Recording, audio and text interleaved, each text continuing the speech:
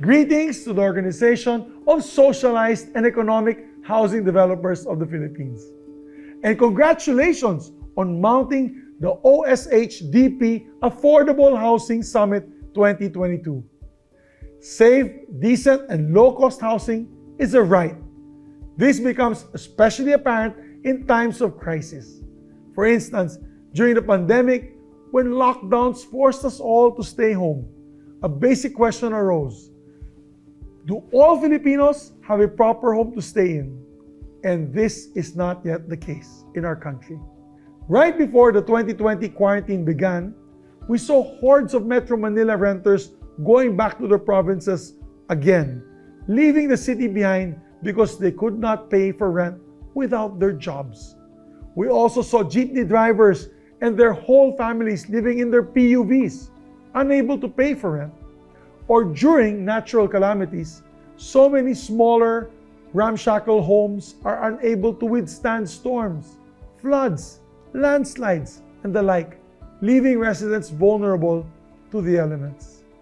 Not to mention all the unhoused Filipinos who face these challenges on the daily basis, including very young children who live on the streets.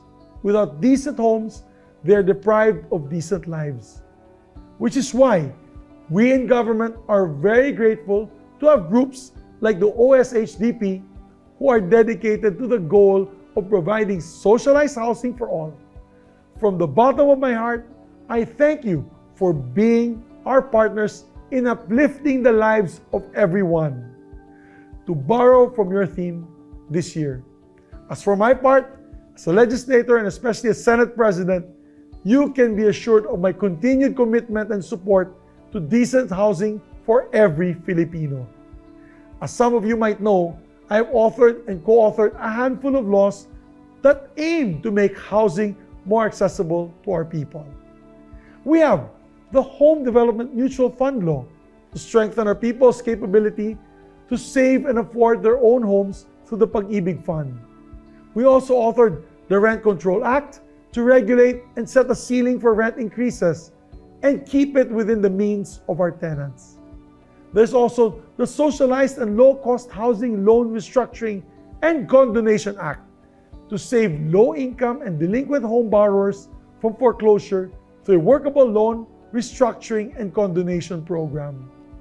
And we also co-authored the Department of Human Settlements and Urban Development Act together with the principal sponsor, Senator J.V. Ejercito, to centralize our government's efforts to provide socialized housing for our people. Beyond this, I'm very, very keen to work with stakeholders and groups like yours to craft and improve our legislation on housing, particularly on your 6-point shelter agenda of ease of doing business, expanding inclusive finance and incentive programs, upholding fair access to land, redefining affordable housing, and promoting green housing and other initiatives. As author and champion of the Ease of Doing Business Act and a champion of the Anti-Red Tape Authority, I'm already with you on that first point. And I look forward to working with all of you in achieving the rest of the shelter agendas towards a future where Filipinos are able to enjoy their right to safe and decent housing.